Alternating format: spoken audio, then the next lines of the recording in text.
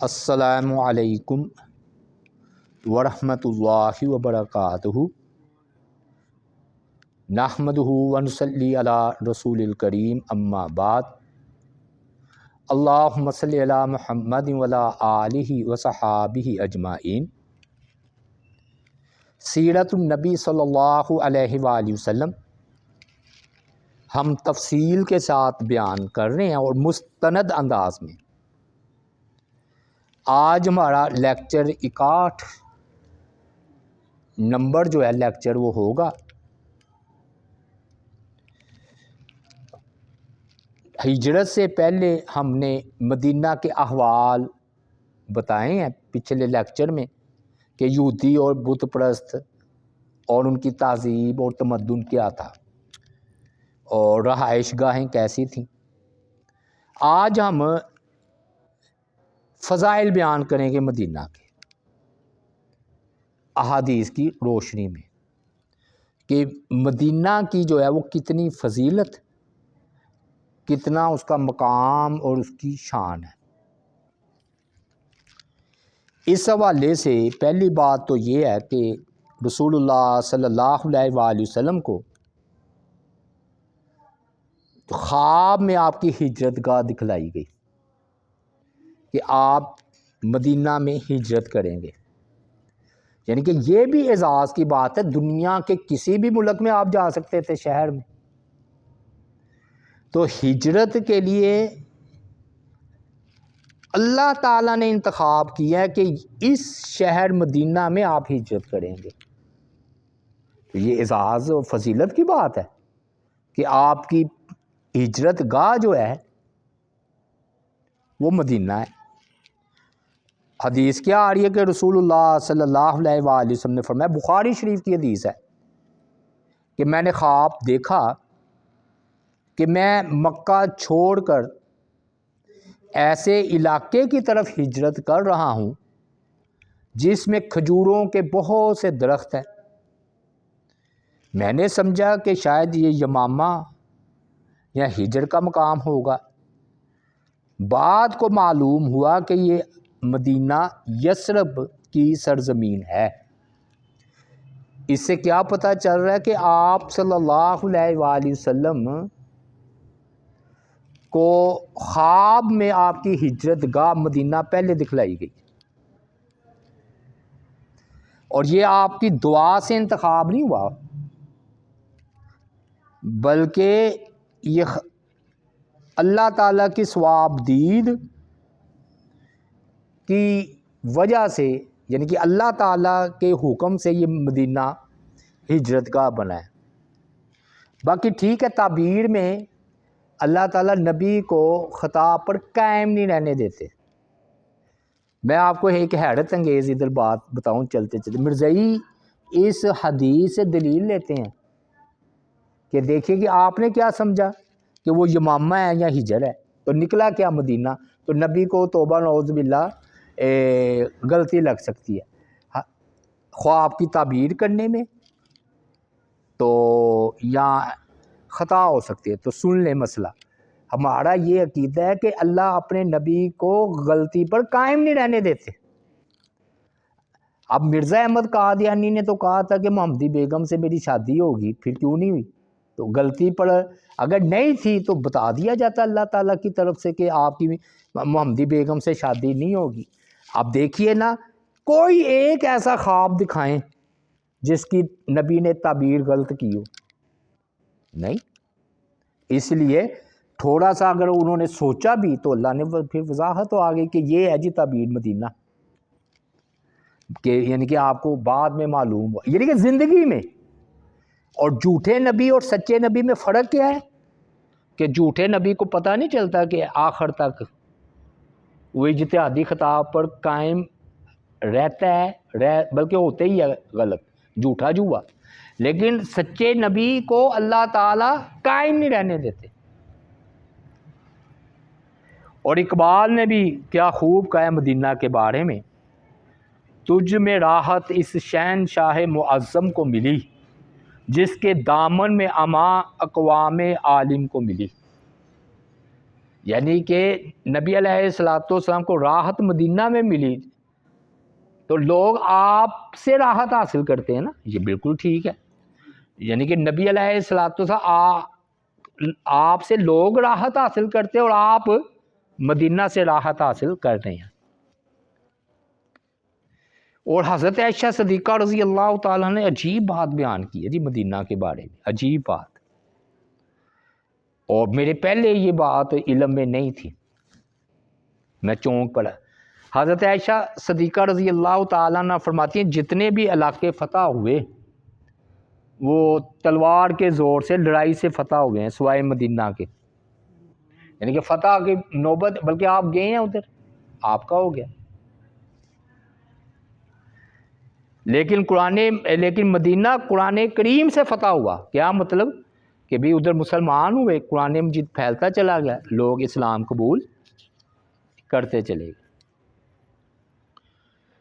پھر اس کی یہ بھی فضیلت ہے کہ ناموں کی کثرت فضیلت کی کثرت پر دلالت کرتی ہے، یہ اصول ہے، یعنی کہ کسی کے جتنے زیادہ نام ہوں گے نا اتنی ہی اس کی فضیلت ہوگی۔ کیسے؟ سورہ فاتحہ کے بعض نے کئی نام گنوائے ہیں، سورہ شفا، سورہ فاتحہ، سورہ حمد، سورہ الصلاۃ، ہاں جی، سورہ جو ہے نا سبع مثانی، اور کئی نام، کیوں؟ فضیلت زیادہ ہے۔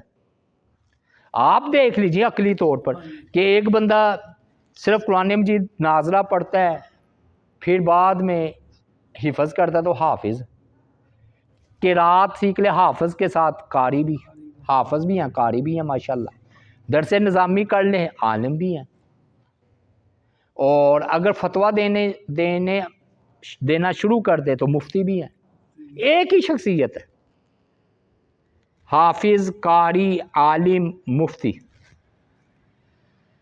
اسی طرح جس میں جتنی زیادہ فضیلت ہوگی اس کے اتنے نام ہوں گے اچھے اچھے۔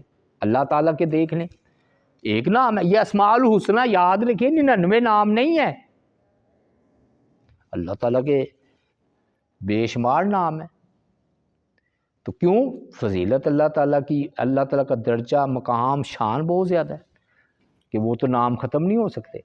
اب مدینہ کے بھی کثرت کے ساتھ نام ہیں، اور بعض نے تو علماء نے 100 نام گنوائے ہیں، 100 نام، لیکن چونکہ وہ ہمارا موضوع نہیں تو بہرحال کم بھی ہوں، میں کہتا ہوں 10 نام ہی کیوں نہ ہو، کم شان ہے۔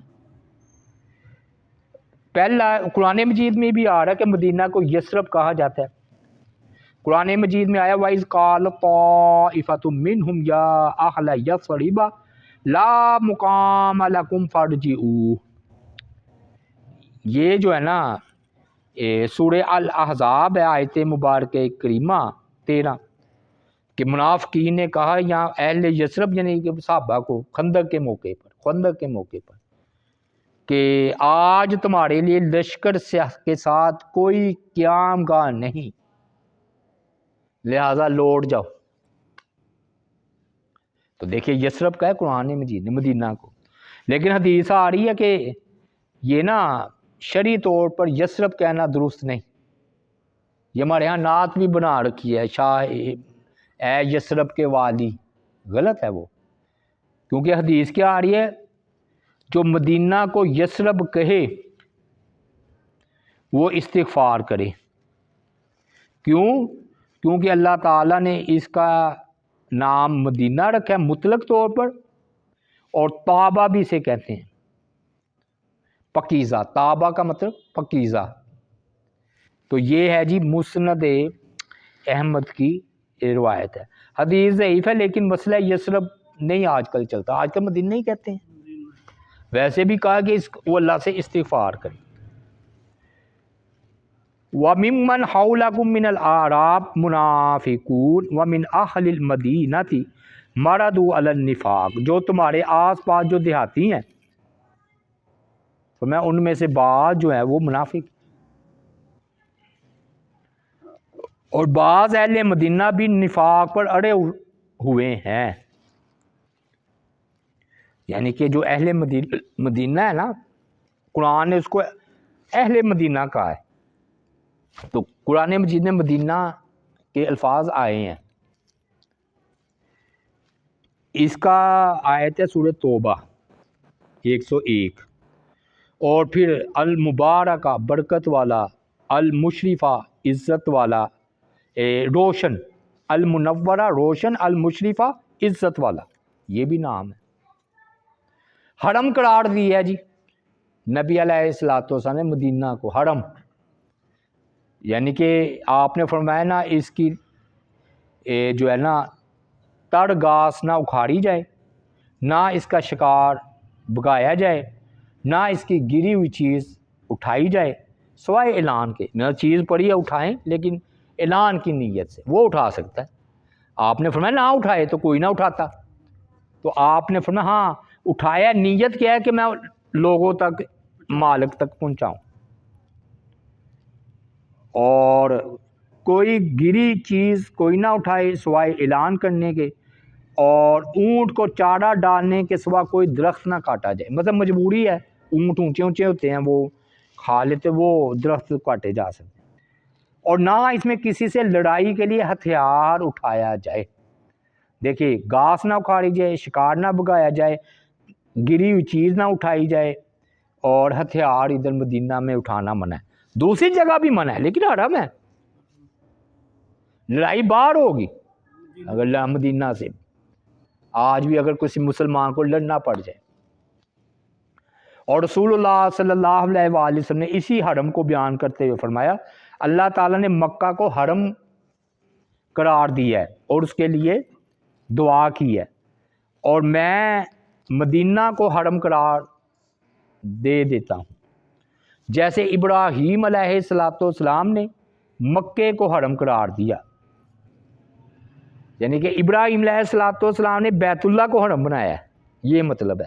اور میری دعا کی وجہ سے اللہ نے مدینہ کو حرم بنا دیا ہے، یعنی کہ جو حرم سے مسائل ہیں نا مکہ میں کہ شکار نہ کرنا، درخت نہ کاٹنا، فلاں فلاں، وہ مدینہ کے بھی ہیں۔ اور دیکھیے نا جگہ جتنی پاک ہوگی گناہ بھی اتنا بڑا ہو جائے گا۔ بدعت تو بدعت ہے، لیکن حدیث میں جو شخص یعنی کہ مدینہ میں کوئی بدعت ایجاد کرے یا کسی بدعتی کو ٹھکانہ مہیا کرے، اس پر اللہ تعالیٰ، فرشتوں اور سب لوگوں کی لعنت ہو، اور اللہ تعالیٰ نہ اس کا فرض قبول کریں گے نہ نفل۔ یعنی کہ بدعت اگر ادھر نکالی نا مدینہ میں تو یہ ہے، یہ بخاری شریف میں ہے جی، نفل و فرض قبول نہیں، اتنا بدعت کہتے ہیں جی بدعت نہیں، اور نہیں ہوگی بدعت، ہمیں کیا، ہم نے تو جو قرآن و سنت کے پڑھی عمل کر لے تو بڑی بات ہے۔ یعنی کہ جو چیزیں صحیح احادیث ہے یہ وہ نہیں ہمارے عمل میں، تو ہم نے بدعتیں کیا کرنی ہے، اٹھا کر گولی مارو، کہتے ہیں نا یار وہ تو بدعت حسنہ ہوگی، تو گولی مارو بدعت حسنہ کو۔ مطلب یہ ہے کہ قرآن و سنت پر ہی عمل ہم کر لیں صحیح حدیث پر، تو وہ ہم سے عمل نہیں ہوتا تو نئی بدعت ضرور ایجاد کرنی ہے کہ نہیں ہم بدعت حسنہ کریں گے تو کیا ہو جائے گا، کیا فتویٰ ہے ہم پر، کوئی فتویٰ نہیں ہے۔ ایسے ہی لوگوں نے بدعت کے لیے نا اپنے بدعت حسنہ کا نام دے کر بدعت کیے جاؤ۔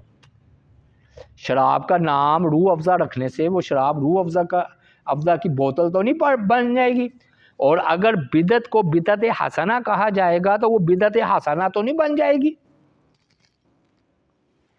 اور محبت کی بھی دعا کی ہے آپ نے مدینہ والوں کے لیے۔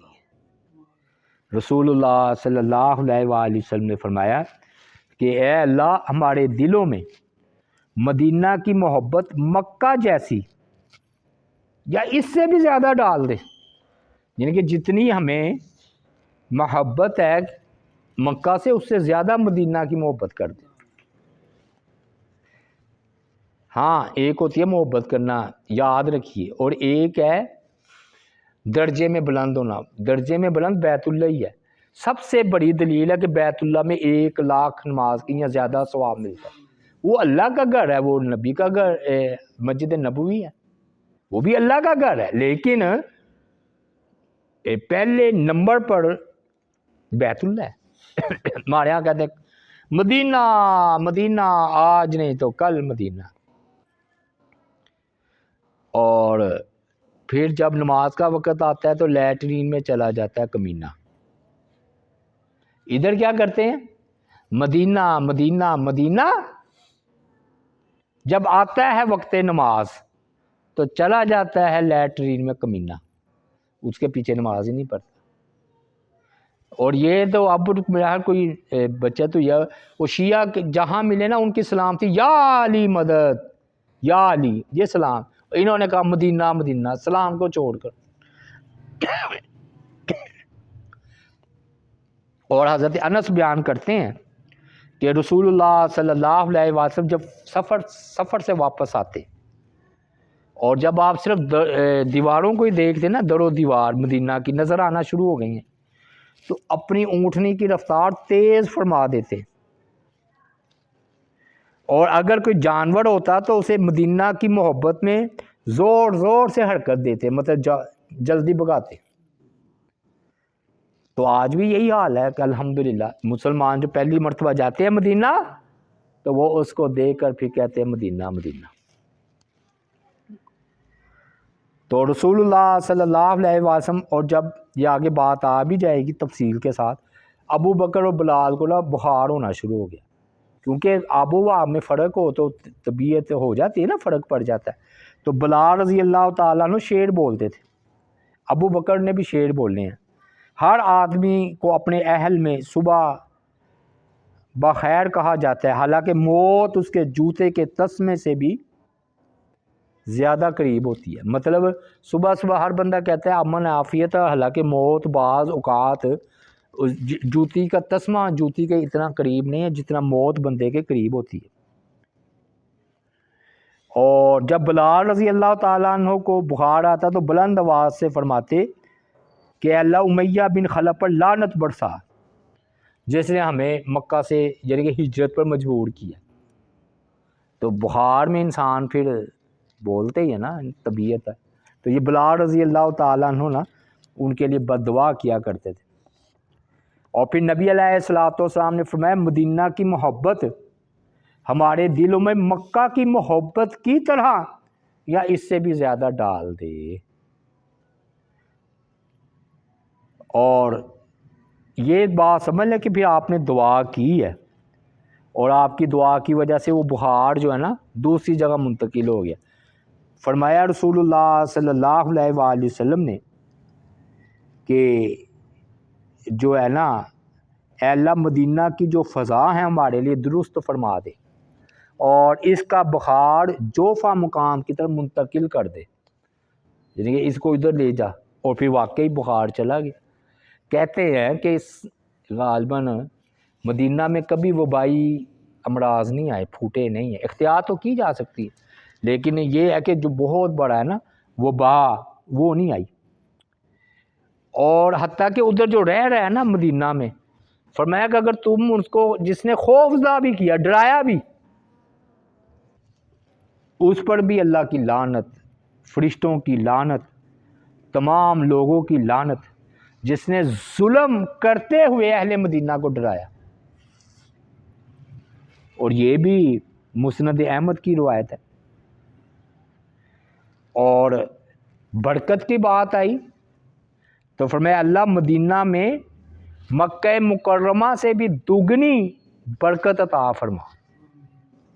یہ بخاری شریف کی روایت ہے، دگنی برکت عطا فرما۔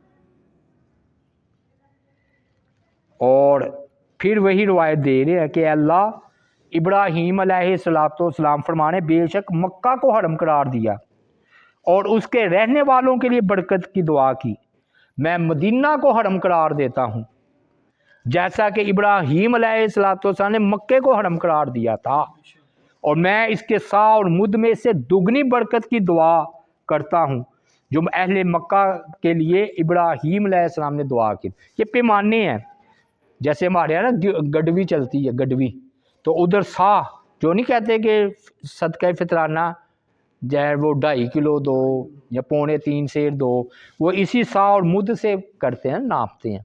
تو فرمایا کہ ہمارے اس میں برکت دے، کیونکہ جتنی چیز بکے گی اتنا ہی ناپ تول میں اضافہ ہوگا نا، اتنی مرتبہ پھر ناپ تول زیادہ ہو جائے گا نا۔ تو فرمایا کہ یا اللہ ہمارے جو پیمانے ہیں ناپنے کے اس میں برکت دے دے، مطلب تجارت میں برکت دے دے۔ اور واقعی آپ دیکھ لیں کتنی برکت ہے۔ اور حتیٰ کہ اگر کوئی نیا پھل آتا نا تو لوگ نبی علیہ السلام کے پاس پہلا پھل لاتے، ہوتا ہے نا موسم کا آغاز ہوا ہے نیا پھل، تو صحابہ کرام کی محبت تھی، وہ نبی علیہ السلام کو پیش کیا کرتے تھے کہ آپ پہلے کھائیں پھر ہم کھائیں۔ تو رسول اللہ صلی اللہ علیہ وآلہ وسلم اسے تھامتے تو فرماتے اے اللہ ہمارے مدینہ میں پھلوں میں برکت عطا فرما، یعنی کہ مدینے میں برکت فرما، اور ہمارے سا میں یعنی کہ وہ ناپنے کا حال ہے اس میں برکت عطا فرما، ہمارے مد میں برکت عطا فرما۔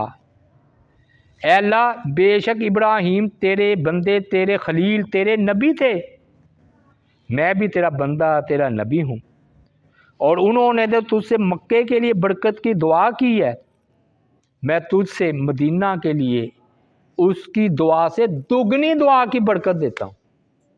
ویسے بھی ایک ابراہیم علیہ السلام دعا کریں اور ایک ہمارے نبی علیہ السلام، حتیٰ کھجور کی فضیلت آئی ہے مدینہ کی کہ جس شخص نے مدینہ کے درمیان پائے جانے والی کھجور کے 7 دانے صبح کھائے اور شام تک اسے کوئی زہر نقصان نہیں پہنچائے گا۔ اچھا ہاں یہ سمجھ لے آئے، یہ نہیں کہ جان بوجھ کر کھانا ہے، اور اگر کوئی ہو گیا حادثہ کوئی کم بے تو اللہ تعالیٰ جو معمول بنائے گا اس کا کہ 7 دانے جو ہے نا وہ صبح کھائے اور شام، زہر تک اس کو اثر نہیں کرے گا اللہ کے حکم سے۔ ہاں باقی آزمائش ہو سکتی ہے بندے کا امتحان۔ یہ بخاری شریف کی روایت ہے۔ ہاں یہ آ رہا ہے جی 3 نمبر صحیح مسلم 2047، اور اگلی بھی روایت ہے کہ جس شخص نے صبح کے وقت 7 اجوا کھجوریں کھائیں اسے اس روز زہر نقصان نہیں پہنچائے گا نہ جادو۔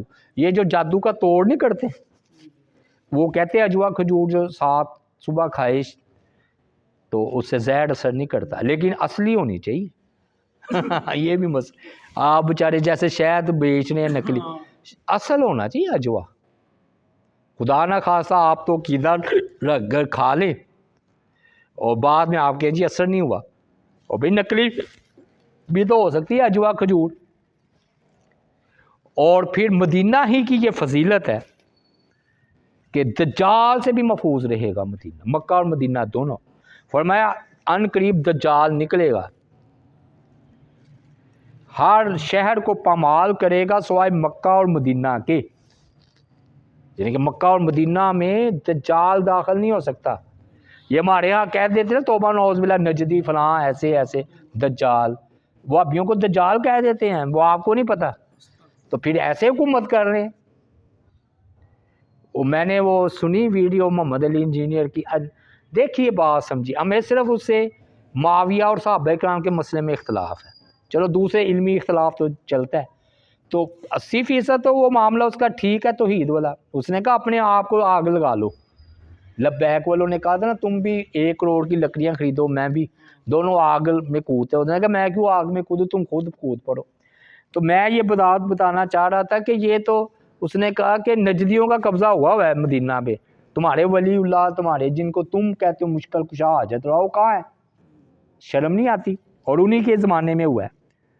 تو فرمایا دجال جو ہے نا وہ مکہ اور مدینہ کے اور ان کے ہر راستے پر صف بستہ فرشتے کھڑے ہوں گے جو ان راستوں کی حفاظت جو ہے وہ کریں گے۔ تو مکہ اور مدینہ میں داخل نہیں ہو سکے گا جی دجال، اور مدینہ کے راستوں پر فرشتے ہیں، اس میں نہ تو طاعون آ سکتا ہے نہ دجال. یہ روایت ہے جی صحیح بخاری کی. اور حتیٰ کہ مدینہ میں نا اس کا رو بھی نہیں جائے گا دجال کا. اور فرمایا اس دور میں جب دجال نکلے گا، دروازے بتائے کہ مدینہ کے 7 دروازے ہوں گے، اور ہر دروازے پر اللہ تعالیٰ چوکی دار فرشتوں کو بٹھا دیں گے، وہ چوکی داری کریں گے. ہاں اس سے یہ بھی ثابت ہوتا ہے کہ ٹھیک ہے دجال داخل نہیں ہو سکے گا، لیکن وہ جو میں نے پہلے بات کی تو مجھے بات آ رہی ہے کہ بعض کا ظالم ترین بندے بھی تو ادھر ہوئے ہیں. لیکن مسئلہ یہ ہے کہ زیادہ سے زیادہ 90% مسئلہ امن والا ہی رہا ہے ادھر. ایک بھائی مجھے کہتا ہے کرونا وائرس بھی تو آیا تھا تو خالی نہیں کروایا، احتیاطاً کروایا ہے. اور چلو ٹھیک ہے، اسلام جہاں پر دم درود کا کہتا ہے وہاں پر پرہیز کا بھی تو کہتا ہے. یہ تو بہت بڑی غلطی ہے کہ بندہ کرے، یہ کہے جی میں نے سورہ فاتحہ پڑھ کر اپنے اوپر پھونک مار لیا تو شفا ہو جائے گی اور دعا کہے نا، یہ تو کہیں نہیں لکھا. اور ایسا ہوتا ہے یہ جھوٹے پیر بعض کا، میں نے بتایا نہیں کہ عملیات میں کہہ دیتے ہیں عمل ہی کافی، بعد میں وہ تکلیف بڑھ چکی ہوتی.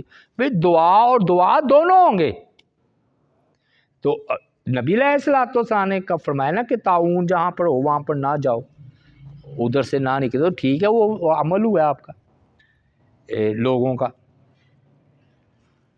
مدینہ کی سختی پر بھی صبر کرنے کی فضیلت ہے، یعنی کہ اگر ادھر کوئی سختی پائے تو ادھر پھر وہ صبر سے کام لے. بیت اللہ میں بھی ایسے ہی ہے، مدینہ میں بھی لا جدال فی الحج، کہ حج میں جھگڑا نہیں ہے.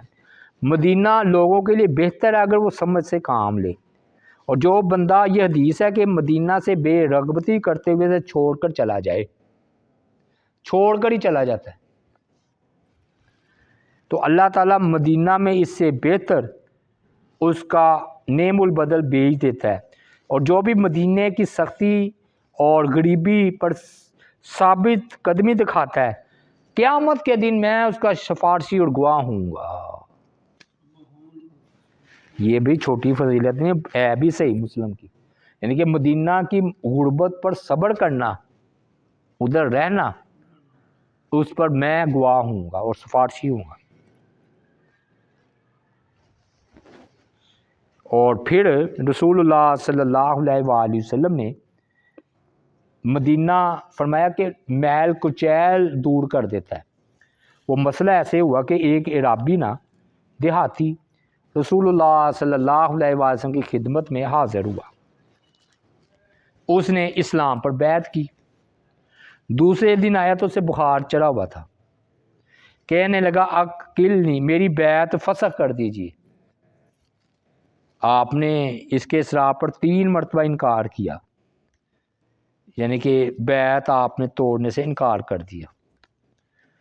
تو پھر ہوا یہ کہ وہ جو ہے نا، اس موقع پر آپ نے فرمایا کہ بے شک مدینہ بٹی کی طرح ہے، بٹی جو میل کچیل نکال کر باہر رکھ دیتی ہے. اور قیامت نہیں آئے گی جب تک کہ مدینہ اپنے بوڑھے لوگوں کو اس طرح باہر نہ کر نکال دے جس طرح بٹی لوہے کا میل باہر نکال دیتی. اس سے بھی پتہ چلتا ہے رہائش ہو سکتی ہے بوڑھے لوگوں کی، تبھی تو کہا باہر نکال دے گی، پہلے رہائش ہوگی تو پھر نکالے گی نا، بٹی کی طرح. تو فرمایا کہ مدینہ اپنے بوڑھے لوگوں کو اس طرح نکال باہر کرے گا جس طرح لوہے کا میل باہر نکال دیتی ہے بٹی کا کام کرے گا مدینہ. اور جب وہ بندہ چلا گیا نا، فرمایا مدینہ کی مثال بٹی جیسی ہے، یعنی کہ جیسے بٹی میل کچیل دور کر کے خالص سونا جوہر کو نکھار دیتی ہے، تو ادھر بھی ایسا بندہ نہیں رہ سکتا. اور یہ وہ لوگ ہیں جو ادھر جا کر بھی نماز نہیں پڑھتے. ہاں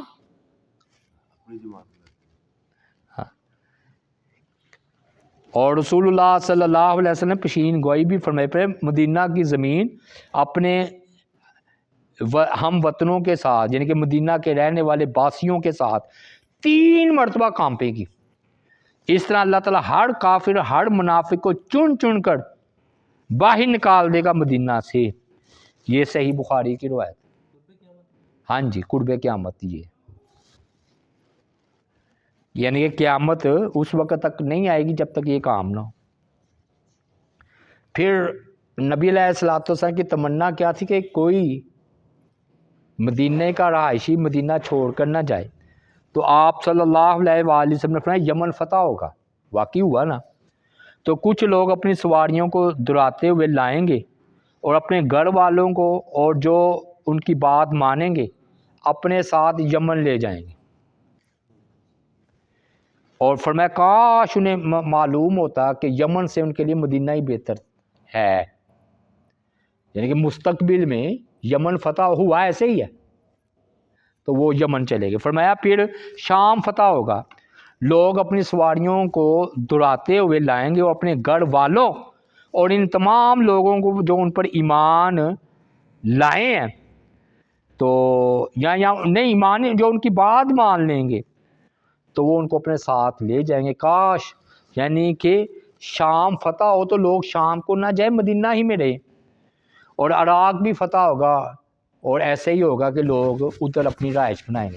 اور یہ ایسے ہی ہوا ہے، جوں جوں فتوحات ہوئی ہیں نا تو صحابہ کرام شام، عراق، یمن چلے گئے، تھوڑی تعداد رہ گئی۔ تبھی تو عثمان غنی کو شہید کیا ہے ظالموں نے، باغیوں نے۔ ٹھیک ہے بالکل پابندی نہیں تھی، لیکن کاش اجر جان لیتے تو مدینہ میں رہتے۔ معلوم کیا ہوا کہ اگر مدینہ کی رہائش میسر ہو تو نبی علیہ السلام کی خواہش ہے اس کو نہ چھوڑا جائے۔ ہاں فتنے کے خوف سے دیکھیں نا حضرت علی نے کوفہ چلے گئے ہیں، وہ اور بات ہے، وہ کیوں بھئی عثمان شہید ہو گئے، عمر شہید ہو گئے، حضرت علی بھی ادھر شہید ہوئے، انہوں نے کہا کہ یہ فتنہ گاہ نہ بنے، یعنی کہ فتنے سے مدینہ کو بچانے کے لیے گئے ہیں۔ اور اس لیے آپ نے فرمایا تھا کہ جو شخص کیوں جائے گا باہر یمن، عراق، کہ سختی ہوگی، غربت ہوگی، فرمایا جو سختیوں پر صبر کرے، یہ پہلے بھی میں نے روایت بیان کی ہے، تو قیامت کے دن گواہ ہو کہ میں اس کا سفارشی ہوں گا۔ اور پھر فرمایا کہ جو بندہ مدینہ والوں سے دشمنی لے اس کا کیا حال ہوگا؟ فرمایا کہ جو شخص اہل مدینہ سے مکر کرے گا وہ اس طرح پگھل جائے گا جیسا پانی میں نمک گل جاتا ہے۔ لو جی یہ بھی صحیح بخاری کی روایت ہے، یعنی کہ ان پر کے ساتھ مکر کرنے والا مدینہ والوں کے ساتھ خود ہی اپنے آپ کو ہلاک کر لے گا۔ تو انہوں نے لکھا ہے کہ بھی یہ بھی ٹھیک ہے مدینہ میں مرنے کی خواہش کرنا۔